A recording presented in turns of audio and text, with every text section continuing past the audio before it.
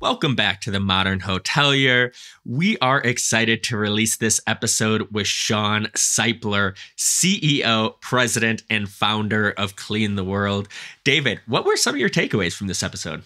Yeah, the biggest thing is how they're impacting, the world through hospitality and sustainability. And, I feel that we always hear people talking about it. We see panels, we see press releases, but this is an organization that's actually not only taking action, but reporting on that action. And I thought it was extremely impressive. I agree. I think Shawn's probably one of the most knowledgeable people we have talked about not only plastics but sustainability in general. And I guess it was a education session for me with the small plastics and things like that. And I love what they're doing. Not only what he said, sustainability isn't only about products and things like that. It's also about people. And man, that line just hit home for me. So enjoy this episode. There are a lot of good nuggets in here, and enjoy. Enjoy. Welcome to the Modern Hotelier. I'm your host, David Malilly. I'm your co-host, Steve Karen. And I'm the producer, John Boomhofer. Steve, who do we have on the program today? Yeah, David, today we have on Shawn Seipler. Shawn is the founder, CEO, and president of Clean the World. Shawn is committed to focusing his business, management, and leadership skills on advancing humanitarian, social, and environmental causes. Clean the World is a social enterprise that offers sustainable, socially responsible programs to the hospitality and meetings industry. Welcome to the show, Shawn. Thank you for having me. Very much looking forward to this, and appreciate you guys having us on. All right, great. So we're going to go through a couple different areas. We're going to go through a lightning round of questions, get to know about your background, your career, and then dive into some industry topics. Sound good? That sounds good. What was the first job you ever had? Subway. 15, Mundelein, Illinois. I was a sandwich artist. All right, cool. What's something that you wish you were better at? Patience. I have become better with patience over time, and then golf. I wish I was much better at golf. All right, cool. Did you have a role model growing up? My father, without a doubt. All right, and what's a luxury you can't live without? In Central Florida, air conditioning. Right, that's a popular one this summer. If you had your own late night talk show and you were the host, who would your first guest be?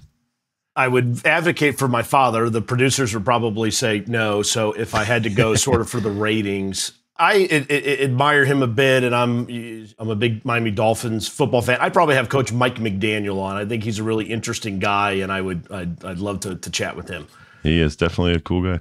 All right, this is the last one. If you had a time machine, you can go to the future, you can go to the past. Which way are you going, and what year are you going to go to? I'm probably going to the past. Very hard one. Future, to see one of my 5 children would be phenomenal when they do, especially our youngest, our 7-year-old. Past, sort of 2 moments I'd love to, more modern history. I'd love to go back to 1963 and Dr. Martin Luther King Jr.'s I Have a Dream speech, that moment, I think being there, witnessing that. And then farther back, I would probably go back to when Jesus brought Lazarus out of the grave. That was the moment that he wept. There's a lot of meaning around that moment, and so that would be the real historical time that I would go back to and love to witness.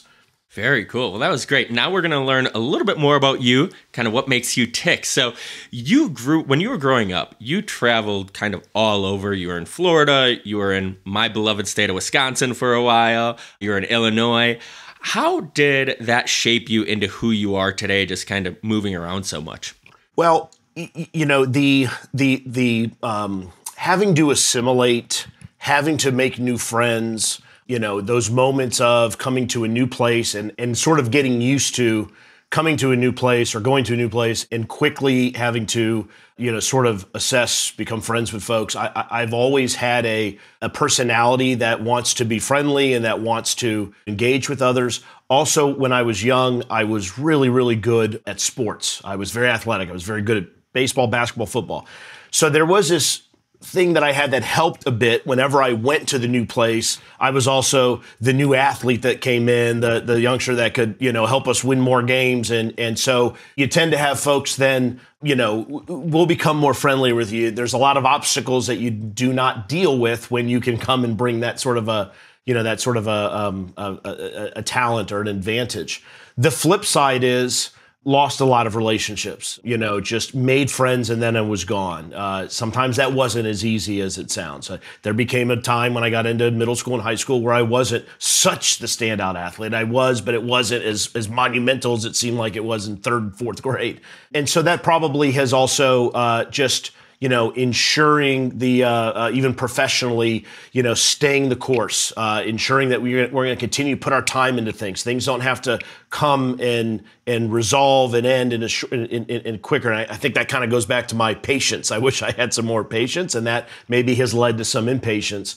But looking back, the overall benefit was, I believe, tremendous. I have the ability to articulate, communicate with others. I have used that in promoting our mission, our organization, especially to the global hospitality industry. The industry has been very receptive to what we do. And I think those skills that I learned when I was young and moving around and coming into new environments have translated to my adult and professional life. I can appreciate this next question because I went to several colleges also, but you went to 6 colleges. We're on the dean's list at most of them, and then you graduated from Houston with a finance degree. With all the moving around, how did you end up in Houston, and how did you end up with a finance degree?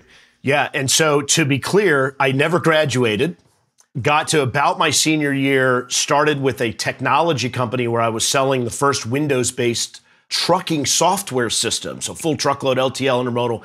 Started doing remarkably well, had kind of my first 6-figure year when I was 21, and I made the decision at that point that going to school versus getting into tech sales, I decided to get into tech sales. Finance, just always have had sort of that math. I've excelled at math. By the way, though I have not graduated from college, I have lectured at Harvard. I have lectured at about 50 universities, including universities in China, in Europe, and across the United States. So I caveat that piece of it. But, I was in my last 2 years of high school and first couple of years of college. I was in North Chicago, South Wisconsin. And the one school that I had some problems at, I was not on the dean's list. And I was, in fact, asked to please exit. At that point, my parents had relocated to Houston. And being a thin-blooded South Floridian, having served already my 5 years in Chicago, Wisconsin, I felt that going to Houston was an appropriate move for my my mental and physical health as well.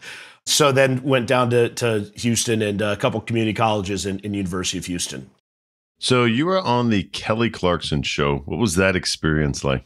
It was incredible. Kelly is amazing. The infectious approach that she takes and what you see with her on camera is exactly how she is behind the scenes. I'll tell you a really cool story. It was on twice, and it was a Good Neighbor segment. And so our local NBC affiliate and anchor who does more of the community engagement sort of stories in Central Florida, Nancy Alvarez, went with me and kind of took me to Kelly Clarkson, and we did this segment together. We were also there, by the way, with Derek Huff, Dancing with the Stars, and Jay Hernandez, who is Magnum PI. They were also kind of on the set on the scene with us when I had my segment.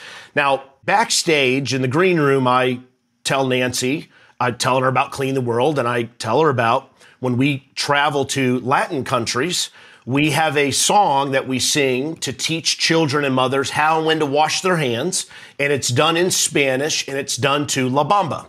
Now, though I am half Puerto Rican and half German, I do not know Spanish quite well. I'm not fluent, and so, but I can sing this song, and I do it in my best Spanish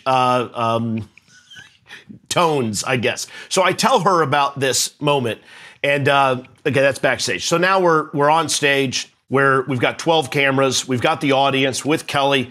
And though it is non-scripted, it really is scripted. Here are the questions we're going to ask. Here are kind of the answers we want. Here's the timing. So about a question or two in, Nancy says, "Hey, Kelly, I'm going to go off script. Shawn told me about this song that he sings to teach children across Latin America how to wash their hands. Would you like him to sing it for you?" And in my head, I'm going, "Oh, Nancy, oh, Nancy." And Kelly goes, "Of course." And so now to Kelly's band, audience, cameras, my wife sitting back there, I now have to sing, "Para lavar los manos, Para lavar los manos se necesita un poco de agua. So I lay it out. By the way, I'm good doing it now because I did it on the Kelly Clarkson show. I lay that line out. Kelly says, "Wow, you have incredible tone." And I'm like, okay, I've got incredible tone. And this came from our American Idol, best all-time singer. So fast forward, we have the day it's debuting. We have a live showing, a viewing party at our office. Actually, the NBC affiliate is at Clean the World all day. They're doing segments all day leading up to the Kelly Clarkson show. Nancy Alvarez is in the studio. Stuart Moore's in our facilities. We've got all the folks that are on. And I've now been building up to everyone. You're going to hear me sing. And this could be the moment that things change. I don't know if I'm going to get the call at some point. And of course, the moment comes. They cut it out of the show, and then I'm left having to explain to everybody, no, it really happened. My wife's having to validate. Not really, but that was one of the things that never made it on the final cutting reel. But Kelly did say I had great tone, and I take that to heart, and that's why I feel much better about performing that song now in front of others. That is awesome. That is awesome. I was a huge Kelly Clarkson fan, and that was in like high school for me, high school, college. So big fan there. So that was great. So now we're going to learn a little bit more about, how you got to where you are. So you mentioned, you dropped out of Houston, started software sales. I guess, for people who are kind of in maybe a similar situation, they're in college, they're not sure if this is the right path for them. What advice would you give to kind of those people who are deciding if college is the right fit, or should I just jump into a job right away? I was told around that time from the gentleman that owned the software company that I was starting to be very successful for and selling his software quite a bit. So maybe there was a biased sort of idea that he gave me, but he said, you go to college to figure out how to earn more money.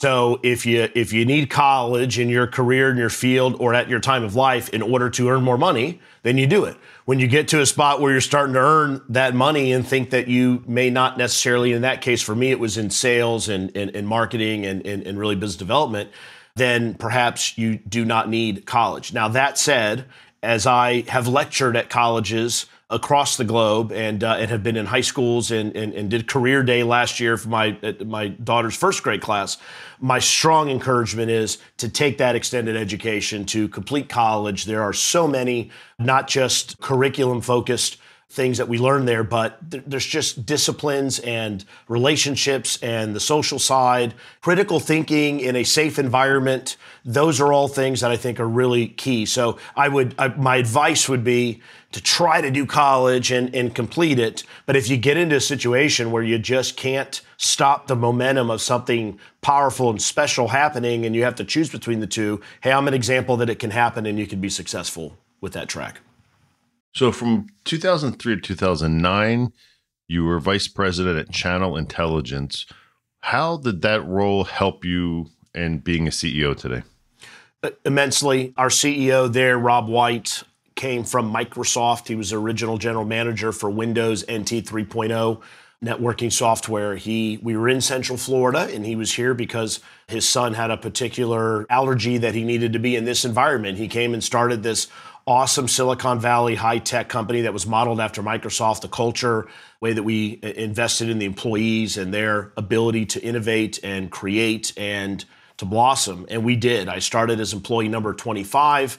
About 3 years after I left, we were doing about $3 or $4 million of revenue when I started. By the time I left, we were doing about $25 million of revenue. I was operating about 20 million of it. And a few years after I started Clean the World, Google purchased Channel Intelligence, $175 million, and that is the basis of Google Shopping. So the technology that you see today in Google Shopping, that was the technology that we created. It was data, channel, product unification, optimization. It was getting consumers on comparison shopping engines. On Amazon, we were one of the first to do integrations with storefronts in Amazon. So it was all based around sort of data unification and optimization. I learned not just within the tech world, data driven, which is a big key to Clean the World. You think about our social impact, environmental impact. Well, one of the keys is how we're able to show that and articulate that from a data perspective to our clients. So they have that raw data and that clear data on how many lives they've impacted, how much carbon offset, how much energy they've saved, water they've saved, how much landfill diversion. That's what's necessary in this world of sort of ESG. So we're not talking anecdotally. We're talking about specifics that we have done in order to make a difference socially and environmentally. So that data side has come, the way we track things at Clean the World. But more importantly, the relationship with our team members, fostering innovation and creativity, having an environment and a culture that specifically leans into diversity of employee. And that really for us is about background and education, and nationality certainly is part of that, and gender is part of that, but it's very much so about diversity of how you feel about things, how you think about things, what you want to do in this world, what you want to solve, and then we're going to empower you to be able to come to the table with those ideas and those innovations. And so whereas we started and still do I think a very great job taking used soap and plastic from hotels and recycling it to protect our planet and to save lives, we have also become a impact product innovative organization. We've created additional impact products. We are in completely different segments right now doing additional things. And I think that is because of the culture and the way that we have leaned into the empowerment of the team members, which I gleaned from Channel Intelligence, and I felt like I excelled because of that environment. And so that has absolutely guided me today in our 15-year now venture. So you've given us some insight into the company Clean the World. What inspired you to start it? What was the moment where you were like, hey, I got to tackle this. I got to go after it. I managed, in addition to the global sales team, I managed a couple of accounts myself, specifically Best Buy and Target. And so I was in Minneapolis 30 to 40 nights a year. Again, thin-blooded Floridian. I have now relocated down to Houston in Florida for 20 years, and now I'm finding myself in Minneapolis, which is an amazing city. Love it. So I'm in a hotel that I stay at quite frequently by the Mall of America. And about that time, I was the entrepreneur in me, which was prevalent all the way back to my childhood, wanted to do something on my own. Just felt that it was the itch inside of me to start my own business, to do my own thing, was really a fire, was inside. So I thought as an entrepreneur that I would look at green energy, sustainability. Granted, just to be very fair too, as an entrepreneur, it wasn't this desire inside that I had to save our planet or that I was impacted by climate change and things, which, by the way, I have certainly progressed and evolved in those areas and have very strong opinions today. But back then it was entrepreneurial. It was like, hey, what's the next 15, 20 years going to be? Solar, wind panels. I was just on all of that, or wind turbines, solar panels. And I was just looking for items of waste. And in the hotel that I stayed 40 nights a year with the staff and the people that I had a great relationship with, I was having a couple cocktails one night, which was, indicative of a night in Minneapolis for me to stay warm and survive the night, of course. I thought about the little bar of soap, and as I traveled from one city to the next, I never took it with me. And I thought, what happened to that soap? And I was done with it. So I called the front desk and I asked. They chuckled. They said, "Can we send you another cocktail?" I said, "Great idea." But what happens with the soap? They said, "We throw it away." And I said, "Interesting." And I went right to my laptop and I started Googling. At that time, we had 4.6 million hotel rooms in the U.S. We had an average stay of like 1.5 or 1.75 nights. We had a 60% occupancy, and I just sort of did back of envelope math and said, if all hotels in the U.S. were throwing their soap away, we're throwing away 1 million bars of soap every day across the U.S. and several million more across the globe, if that's the case, right? So that was the spark. Over the next sort of days and weeks, I researched how to recycle soap. I found some very simple ways to melt it down and reform it into a new bar, which is called rebatching. And then it became, okay, what am I going to do with recycled soap? Again, entrepreneurially speaking, can we sell it? Would Whole Foods carry it? Would my family members buy it? Could we go to international markets with it? We're going through all this. And I've started to socialize this amongst some friends and some individuals, family members and individuals who became part of the early days of the company. And that is when we found what became the aha moment for Clean the World. And it was a number of studies that we found that showed that back then in 2009, there were 9,000 children under the age of 5 dying every day to pneumonia and diarrheal disease. And number 1 and number 2 leading cause of death amongst children worldwide, 5.5 million children a year. And all these studies show that if we just gave them soap and taught them how and when to wash their hands, we could cut those deaths in half. And I can still remember being on my bed in one of my 2 homes I had in Central Florida. I've got the nicest car on the block. I've got tens of thousands of stock options to a company that's already talking to Google, but I've got a wife and 4 young children, and I'm looking at all these studies and I'm going, there's millions of bars of soap being thrown away every day. There's 9,000 children dying every day, and I just got to figure out how to get the million bars recycled in the hands of those who need it. Like, it was just a simple answer to what I felt was an injustice, just wasn't fair. And that was really the moment of obligation, the moment that I said, I've got to, and that sparked then a series of events that within a few months had me in a single car garage, cooking soap and grinding soap and scraping soap and making the whole thing happen. And that was really the moment. But it started in that hotel room, in that environment of curiosity, research, and then kind of continuing down the road in the track to figure out what an answer was. And the answer just hit me upside the head. I said, I got to do something about it. That's awesome. So I was doing some research on your website, and you have a ton of great stats about your global impact: 9.1 million pounds of plastic collected, 18.3 million pounds of soap collected. But the one that really stuck out to me was 27.4 million pounds of waste diverted from landfills. Why is diverting waste from landfills so important? Well, it's, unfortunately, go to a lot of beaches and waterways and see the trash. I mean, we're not doing a good job right now of keeping plastic and waste and things that are harmful to water systems and to land and to soil. We're not doing a good job keeping that out of landfills. And we are overusing our landfills, and we're not doing a good job. And that's if you walk across the United States.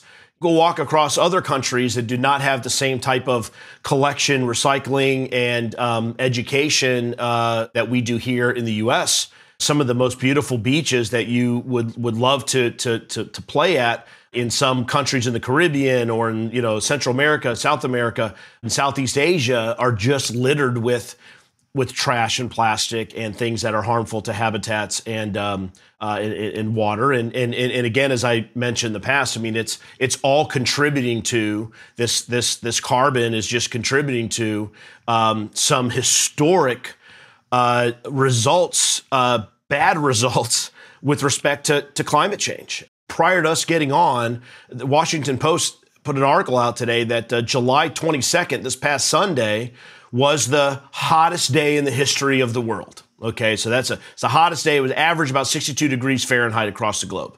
Now, in modern days, there's a date in August of 2016 that they track as the hottest day on Earth, right? So that's kind of the first time in our modern days that they track, this is the hottest day ever in the history of the world, okay?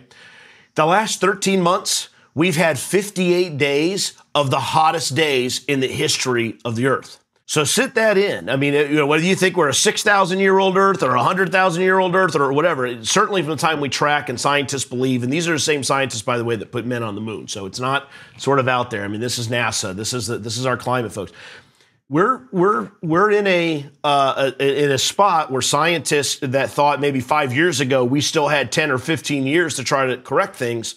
We're not. We're there now. So it's an all-in approach. It's landfill diversion. It's carbon. It's protecting water systems, protecting the ice caps. I mean, there's just a lot that we need to do, and we've got to get real smart and get real passionate about doing it right now. Because again, I have a 7-year-old, and a fear of going into the future to maybe see what it's like when you ask that question about past and future.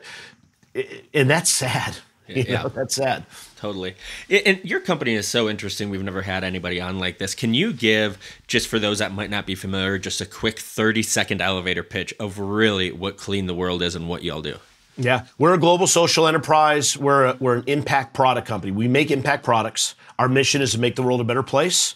We make these impact products. for the global hospitality industry and for the global, private sector, corporate to purchase, to help other people, to help the environment, and again, to make the world a better place. We provide those products with clear data and measurements around their success, socially, environmentally. We offer the marketing and the PR and the social support to make sure that companies can share that and talk about that. It's within that realm of ESG, as challenging as that word and phrase may be in our current political environment. Not only is it still important, but our largest consumers base, you talk about millennials and Gen Z and continue on, they are so socially conscious, they're so environmentally conscious that while we can, debate terms and regulations and things that folks get into, there is a clear-cut understanding that we have to be conscious of environmental, social, within our world today. And so we help companies enact those goals that they have set, those pillars that they have set. Those are important for their consumers, for their shareholders, for their stakeholders, for their employees.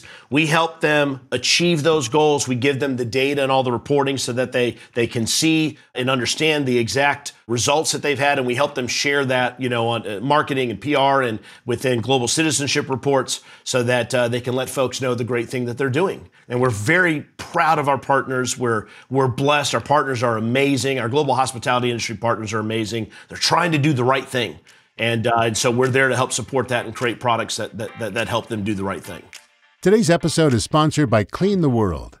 Make the world a better place with Clean the World. Every day, millions of soap bars and plastic amenities are discarded by the hospitality industry. As a global leader in environmental and social impact solutions, Clean the World diverts these amenities from landfills and helps decrease the carbon footprint of thousands of hotels worldwide by reducing pollution and saving water. As travelers become more and more eco-conscious, it's becoming more important for hotels to track their individual impact and share how they help make the world a better place. When they join Clean the World's global hospitality recycling programs, hotels get access to its proprietary impact reporting system, which keeps them updated on how their efforts are actively contributing to their ESG objectives. With over 8,300 participants in its program and more than 1.4 million hotel rooms processed daily, Clean the World has already diverted over 26.7 million pounds of waste from landfills and donated over 84 million bars of recycled soap since its inception in 2009.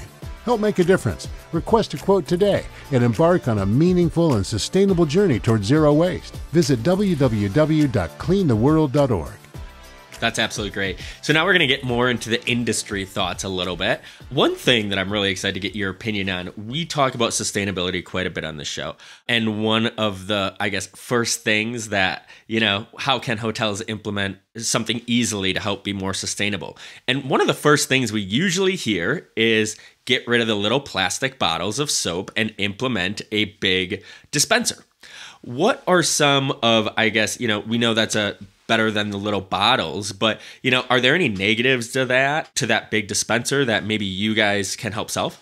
Yes, and I'll touch on that in just one moment. So to be clear, plastics coming out of hotels are the most challenging plastics to recycle and to get into the circular plastic economy because they are mixed plastics, they are dirty plastics, they have so much residual. And when you talk about those small single-use, very, very challenging to recycle. So when you have a limited bandwidth of the recycling global industry, global recycling community who just wants clean plastic and they want easy plastic to deal with, they do not like to deal with those small single-use plastics that are colored, that are dirty, that have residual conditioner and body wash and all that. So we are strong advocates of being out of the single-use plastic and getting into the large format dispenser systems, okay? Now, there are two types of dispenser systems. There are what we'll call closed-looped or tamper-proof systems, ones that are large. We use 16 ounces, 18 ounces, 14 ounces of it,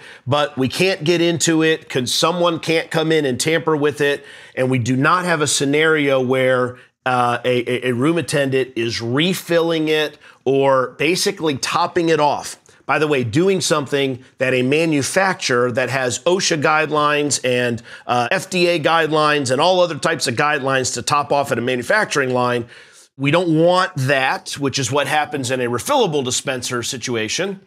We don't want that. And so those large closed systems, tamper-proof systems, those are the right type of systems. Less plastic. We're able to use more product. We're seeing that from some of our partners in a huge way. We're getting more plastic through. We're able to recycle more plastic. That's excellent. Let me just speak on the refillable dispensers. And I want to start by saying that all of our hotel partners, those that have even gone in refillable dispensers, they are, and the ownerships, teams and developers and all those that are probably listening to this, this is all being driven by them trying to do the right thing. They're trying to figure out what is the right thing to do for the environment. They're trying to figure out what's the right thing to do for the consumer guest. And so I offer an opinion and I offer a thought on this that please understand that I understand where the intent is, okay? That said, we've studied the refillable dispensers. We studied it with Dr. Gerber out of the University of Arizona. We put a study out. The study was actually released just prior to COVID. And then when COVID hit, we just felt it wasn't the right time to really go heavy with the study. The study's found on our website. I can send you guys a copy. Anybody wants to contact us at Clean the World, we can get it to you. It studied the refillable dispenser process and how much bacteria and pathogen and disease was spread when we are going through the refilling process, when we're taking, big old jugs and we're putting them in sort of ketchup bottles and we're coming into the room and we are refilling the shampoo and the body wash and then we're taking the rag and we're cleaning it and perhaps we're cleaning the toilet and perhaps we're cleaning the shower as well. And there is so much cross-contamination and so much cross-pollution that occurs. And when you think about a global pandemic, when you think about the health concerns and how things spread, when you think about, and I just throw this out as a critical sort of thinking, when one travels and gets sick on the road and they come home, they typically blame the airport, the airplane, the times that I was with other people. They're not thinking about what happened in the hotel room. Was that a refillable dispenser? Did that rag that was used to clean and open, did somebody tamper with it? Was there? So I throw this out for folks to think about. We are strong advocates for those closed loop systems, tamper-proof systems that cannot and do not need the rag and the cleaning and will not get inside the product that will eventually be dispensed onto the human and into, their cleaning process versus those that are refillable, which we know have studied and can validate with the doctor that we did this with, Dr. Gerber. He did the largest public bathroom studies in the United States and was a major advocate, which is why public bathrooms do not use refillable dispensers anymore. They use those plastic cartridges inside that once empty, they take the plastic cartridge out, they put another one in. That was all of his work. And, he was on Good Morning America, just a ton of media. So you can look him up. He's called Dr. Germ. And so, again, we commissioned him to do the study in the bathrooms. And I just think the timing of it was interesting when COVID came out. We do see that move. We want to be very conscious and, to protect our clients. We love our clients, but we also need them to know that it's very important that we use tamper-proof systems, non-systems we can get into versus those that are open dispensers. That's great. And so Clean the World's hospitality recycling program reports on the hotel's impact with the UN sustainability goals. How important is that, and what does that really mean for hotels? Well, the majority, I would say all global hospitality firms have stated 2030 goals, have stated their environmental, social governance goals, and have all done that in alignment with the Sustainable Development Goals, with SDGs. So I can't think of a brand that I cannot go onto their site and see within their environmental sustainability pillars and statements where and how they are aligning around the UN SDGs. UN SDGs are a great standard of things that we can work on in all areas that help the environment, et cetera. So if we have a bunch of partners that are stating those goals, that need to achieve those goals, and we have products and services and programs that can help them achieve those goals, then it makes a ton of sense for us to be able to track it, to have third-party auditability on that, and then to put it in terms that they need to report on and talk about to their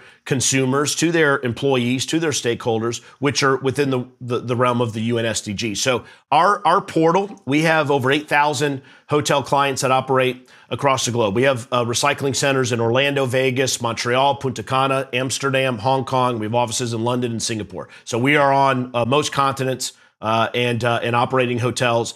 And we are giving each one of them individually a very detailed reporting portal where they can see landfill diversion, waste diverted, plastic diverted, soap diverted, carbon offset, water saved, energy saved, refugee served, number of soap bars handed out, number of hand washes handed out.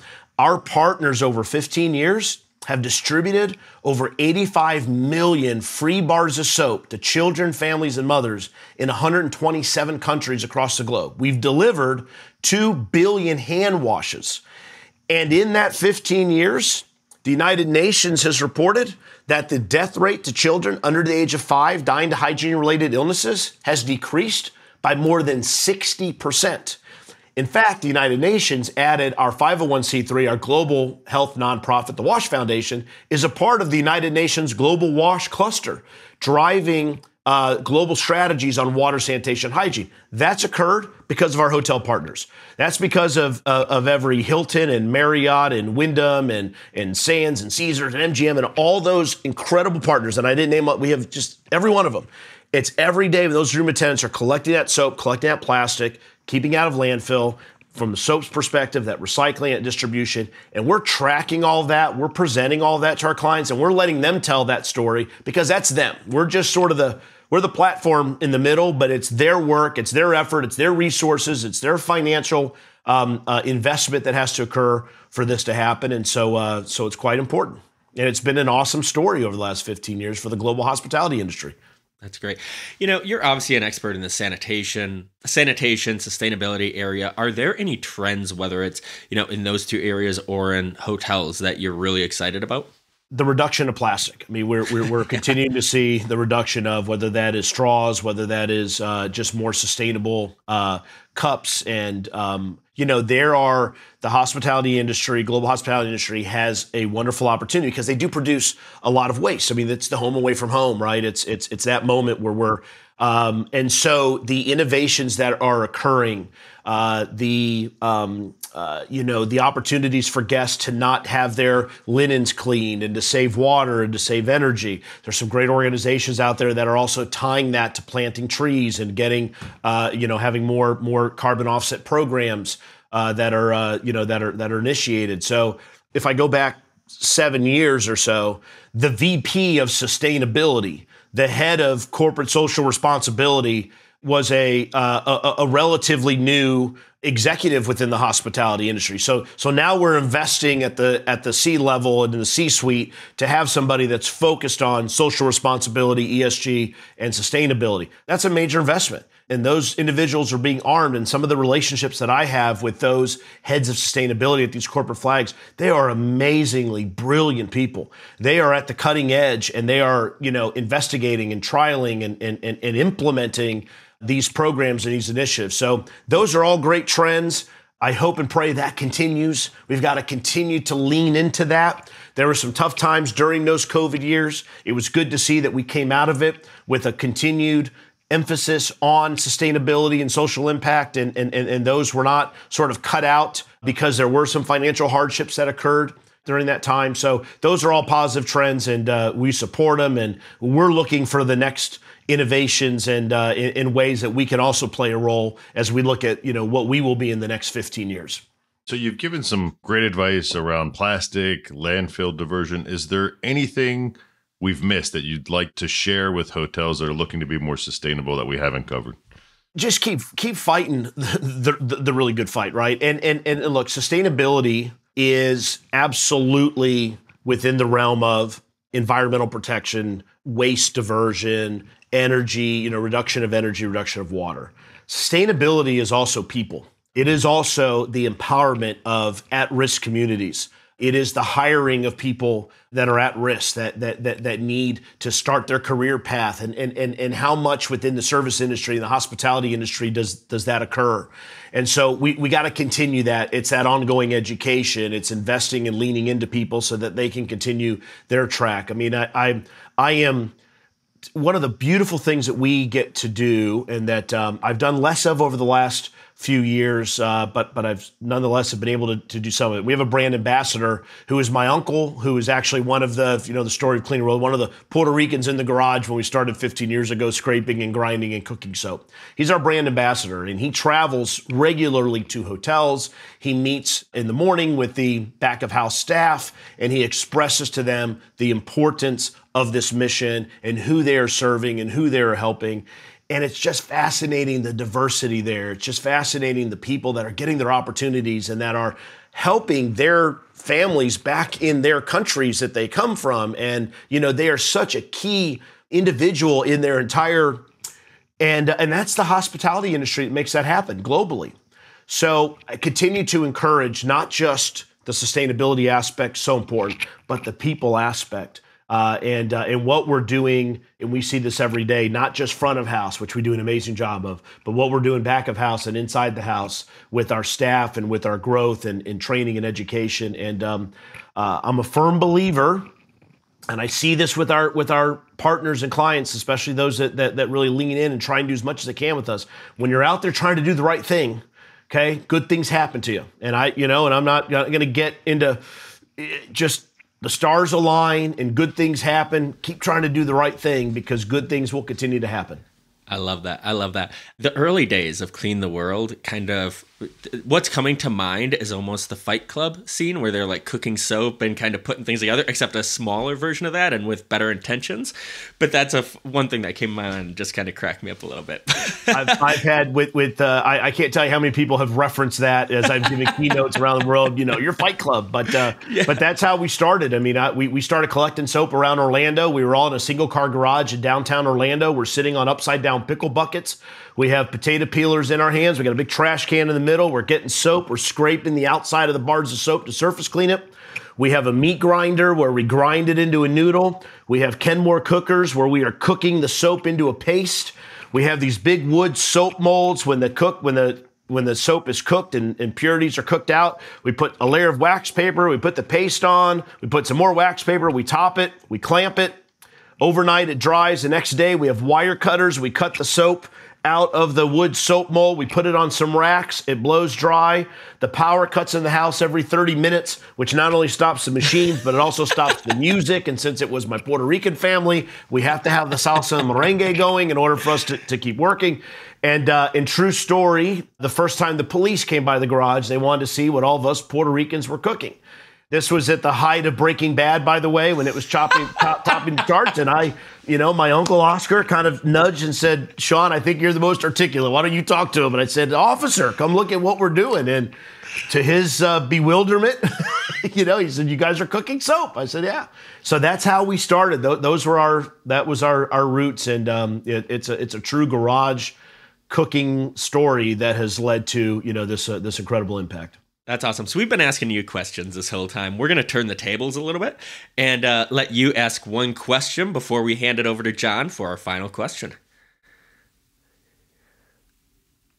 What trends, what are you guys seeing as you talk to industry experts and those that are leading the way within the realm of sustainability and social impact? And I think the easy one is dispensers, and we're going to larger. But what beyond that, what are you hearing? What are you seeing? And what do you, 10 years from now, what do you think a modern hotel room looks like, or a standard hotel room looks like that is implemented? What you think from a sustainability perspective is trending in the industry? There's one hotel that I'm just blown away by that's being built in Denver right now. It's carbon neutral. It has plants on the outside, like all about sustainability. I think, there's always preferred hotels has a green side as well. I think we're going to see more and more of these carbon neutral and sustainability friendly hotels. The upcoming generation is so passionate about staying at sustainable hotels and, being more sustainable. Like, nobody wants to use plastic forks or plastics, or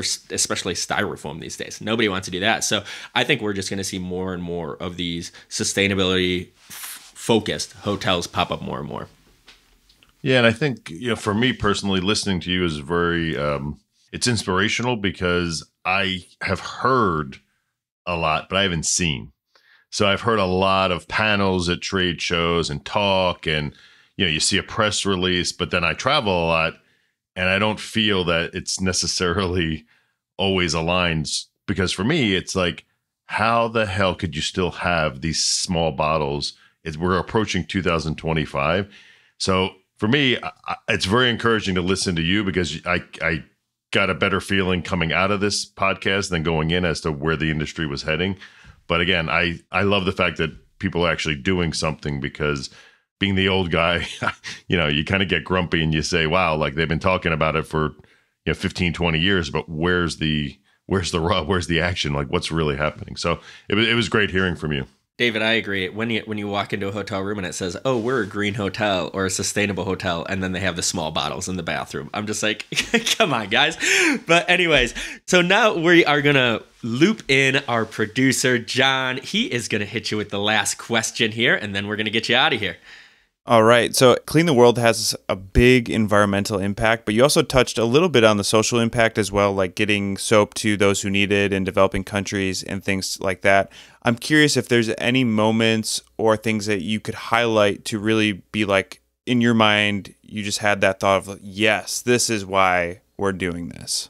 Brilliant question, John. Thank you for that. July of 2009, we are still operating in a garage. We're scraping soap. We're grinding soap. There's a great article that the Orlando Sentinel wrote called Clean the World's Rocky Path to Success. So this is out there, and it details the financial troubles that I went through, lost all of our money, lost a home, lost car, had my wife's car repoed at one point, power cut in my house, I'm borrowing money from my parents. So I went from being very well off to not as I dived in, and some of that was just probably not smart management at that time, not knowing what I was doing.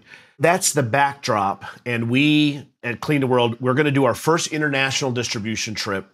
We're going to go to Cape Haitian, Haiti, which is the northern part of Haiti. And we've got 2,000 bars of soap that we've cooked in our garage. And we end up loading up a DC-3 1940s built airplane. And we fly this twin propeller over the Bermuda Triangle. One moment the pilots mess around with me and I'm like, this is not the time. We have to circle the runway a couple times because there's a cow on the runway. They get the cow off. We land in Cape Haitian, Haiti. Now, Haiti is a stone's throw away from Central Florida. It is, it's a quicker flight in a DC-3 to get to Haiti than it is in a 737 to get to Washington, D.C. So now we pop up in the poorest country of the Western Hemisphere. We load up a van. We drive to a church. This is a Wednesday afternoon, 1 o'clock. I come in the back of this massive building. I am unprepared for this scene. There are 10,000 people in this church. It is July. It is hot. They are in their Sunday best. We have 2,000 bars of soap. So I'm immediately, my finance degree's kicking in. I'm going, this isn't going to work. And one by one, the pastor calls up mothers who come up and share stories of the one child that they had to bury and the two children that they buried. And they all had to bury them after they started getting stomach pains and they started all the symptoms of diarrheal disease. And they don't have soap. They don't understand soap. They don't understand the necessity of it. And they make $2 a day. They have a 70% unemployment rate, and soap costs the same 50 cents in Haiti as it does here at Bar Soap. So it's just this moment of complete, just everything stirring around. The only thing I could say is that we will bring more soap. I promise we will bring more soap to you. We've probably, I think we've taken 3 or 4 million bars of soap back to that area since then. But that was a moment when everything went from here to here. It all sort of didn't matter anymore. The fact that my one house got taken and my car got, those things didn't matter when I'm seeing these children who have the same beautiful eyes and the same beautiful smile and the same beautiful faces as our children, but they're born in an area that, again, is just a stone's throw away. So that was a moment of clear conviction, understanding, and there was going to be a lot of trials and tribulations that we still were going to encounter. But nothing is like what I see my brothers and sisters in Haiti have to deal with. And that's very relevant today, by the way, thinking about just where and how they are. So thank you for that question, because that was one of the key moments for me that drove this 15-year run and got us out of some tough times. Well, that does it for another episode of the Modern Hotelier. So, Shawn, this is where you get to let people know how they can get in touch with Clean the World, how they can connect with you. So plug away. Yeah, so you can go to cleantheworld.org. You can go to ctwevents.org. You can connect with us on LinkedIn, Shawn Seipler. I'm on LinkedIn, Instagram, Facebook. We are on all the social handles. In addition to recycling soap to save lives, we have an incredible global impact event company where we are doing events all over the world to help people build hygiene kits and backpacks and food pantry items to feed the hungry and serve those after disasters who need hygiene items. We give showers to the homeless across the U.S. and our mobile hygiene unit. So you can read about all that, see all that, and you can support our global nonprofit, our 501c3, the Wash Foundation. It's a public charity. We've got some awesome board members that are out of this entire global hospitality industry, and you can support our programming that we're doing around the world there as well. So thank you so much for having me. This has been an awesome time with you guys, and we really appreciate it. So that does it for another episode of The Modern Hotelier. So whether you're watching or listening, we appreciate you. Until next time, we thank you. Today's episode is sponsored by Clean the World.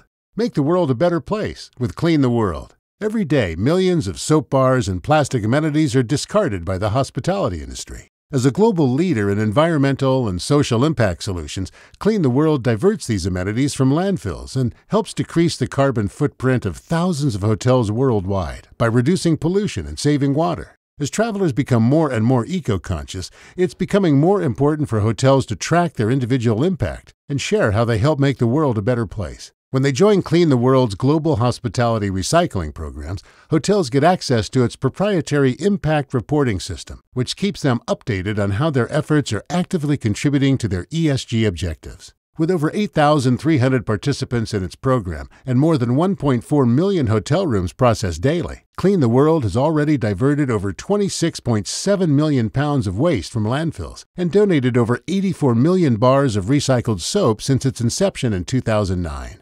Help make a difference. Request a quote today and embark on a meaningful and sustainable journey towards zero waste. Visit www.cleantheworld.org. You made it to the end of The Modern Hotelier. Thanks for listening. The Modern Hotelier is produced by Make More Media. Make sure to like and subscribe if you're listening on YouTube, or subscribe wherever you get your podcasts. If you know a guest or sponsor that would be a good fit, feel free to email us at hello@themodernhotelier.com. If you'd like to get some Modern Hotelier merch, click the merch button on modernhotelier.com or click the link below. Thanks and have a great day.